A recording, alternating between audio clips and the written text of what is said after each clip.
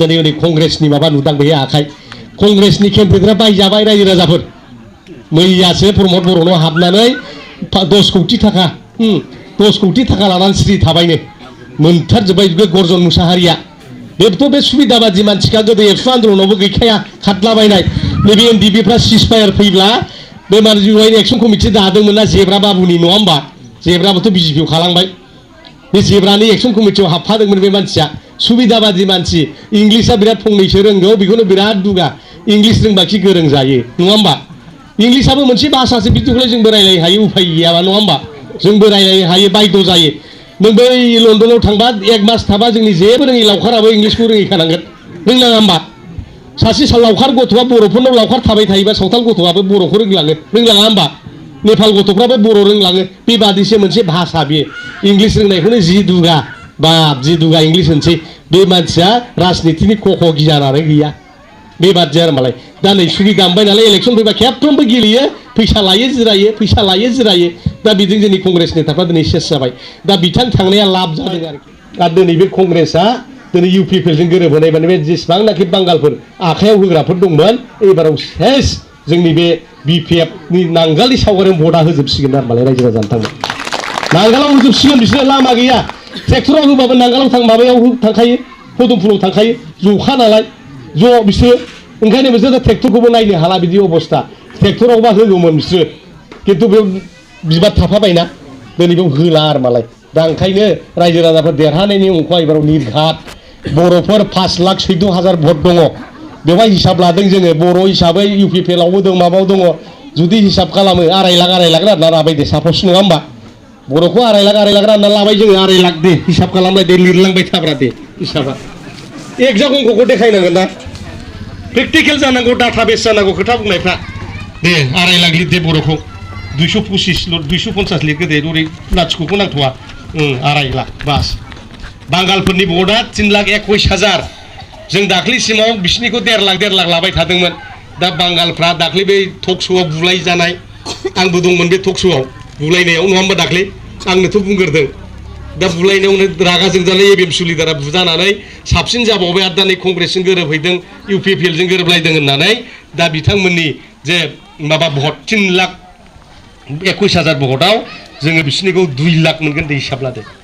2,00,000 नङा होमबा 1,00,000खौ ओरै बायजानाय माने दाथ' 2,00,000बो लानो हायो बिसिनिखौ नांथ'ला दे 2,00,000 लाबाय नङा होमबा बर'नि बेसेबां लाखो 2,00,000 बांगालनि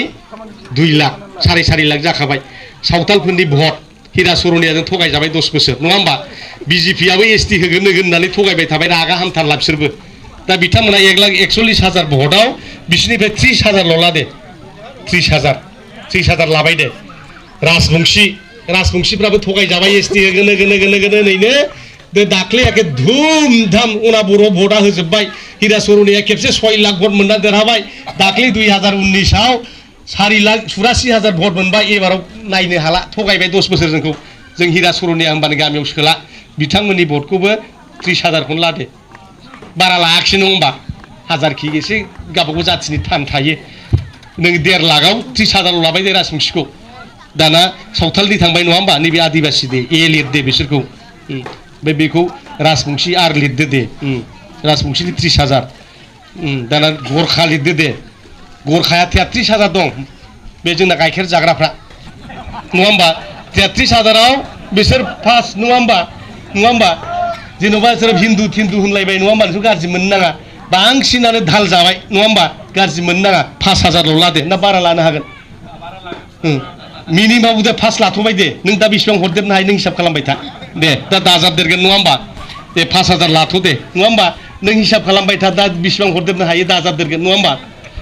दे जाबाय दाना गरखा राभाखौ लादो दे दाना राभायाबो 33,000 दङ राभानिखौ 5,000 लादे 33,000आव जाबाय नङा होमबा माबाफोर हिन्दिबासिया 14,500 दं बिसिनिखौबो माबा लादे 4,000 ला बिसिनिखौ 4,000 गार'फोरनिखौबो 3,000 लादे बिसोरबो बिदिनो 8,000सो दङ असमिया भट 8,000सो दंमोन 1,000सो लाथ' जायो बिसोरखौ नङा होमबा 1,000आ 0 होबाबो लस गैया नङा होमबा आरो सुत्रधर सूत्रधरफ्राबो बिदिनो 6000सो दं बिसोरनिखौबो 2000 ला दे 2000 ला आरो नाथ जुगिफोर 12500 दं नाथ जुगि 12500 आव बिसोरनिखौबो 3000 ला दे 3000 ला सरनियाफोर 60000 दङ 60000 बोसोर माइनास होजोबबाबो लस गैया खिन्थु खमायाव दा 100 200 सो मोनगोन जोङो दा सेल बानायबाय नालाय 500 तासो लाजागोन खोमा दे 500 ला दे नङा होमबा 500 लाबाय दे नङा होमबा मोनसे जाथि थांखो आदार्सफोर थाबाय आदार्सआव बिदिनो 6000 सो लाना दोनदो आदार्सआव नङा होमबा माखासे जाथिफोर थालांबाय हिसाबै दाजाबलाय दाना बेसे बुरजा जाखो जों बेसेबां भटआव देरहाहैगोन बेयावनो हिसाब मोनबाय जोङो बेयाव नायखमाव 6 लाखनि बारा जाहैबाय नङा होमबा 6 लाखनि खम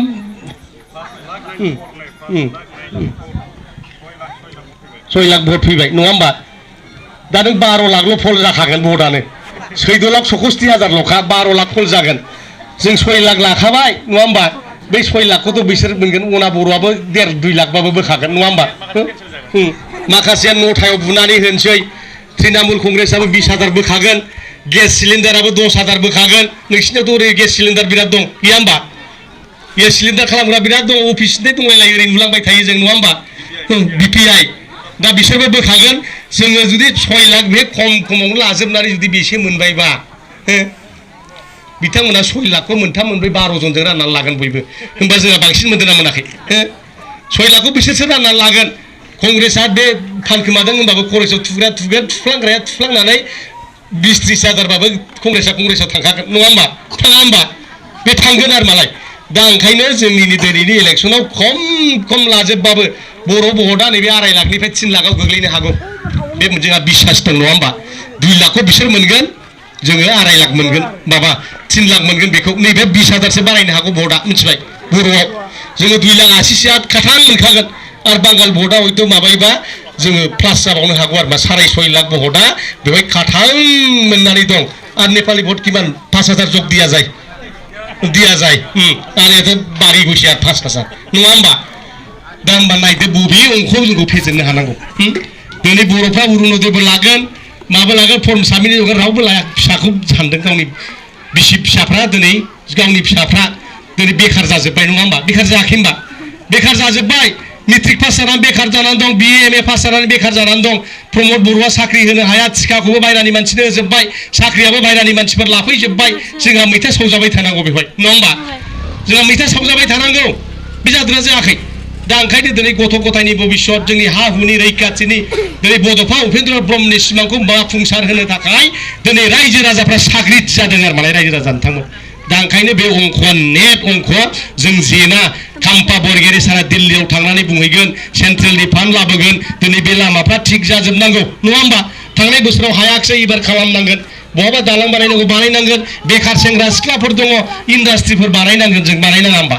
इन्डास्ट्रि बानायबासो बे माबाया सल्भ जायो बेखारफ्रा सल्भ जाया होमबा मानोथो दिल्लीयाव मा मावहैयो कम्पानियावसो मावहैजोबो ना दा बेफोरबायदि कम्पानिफ्रा जुदि जोंनि बिटिसिआव जुदि फैयोबा जेराव माने 1000 जन लेबार नांगोन नङा होमबा 1000 जन लेबार नांगौ माने नों बे इन्डास्ट्रि थानाय सेर बाजार जालांगोन जायोना जाया बाजार जालांगोन बे बाजाराव नोङो दखान होनानै सोरबाया मोनजागोन आरो बे इन्डास्ट्रिसिम थांलाय फैलाय खालामजोबा ट'ट' गारि सालायनोसैलाय सिटि बास सालायनोसैलाय टेक्सि सालायनोसैलाय अनेकथा मानसि एंगेज जालाङो आरो मालाय दा बेबादि नों क'क्राझाराव बड'लेण्ड इउनिभार्सिटि जानाय लोगो लोगो नोङो टेम्प'फ्रा सबसमाय पेसेन्जारा बथिक नङा होमबा पेसेन्जारा बथिक मेडिकेल कलेज जानाय लोगो लोगो दिनै माने बे ट'ट' गारिफ्रा पेसेन्जारफ्रा थिखोख'नो हाया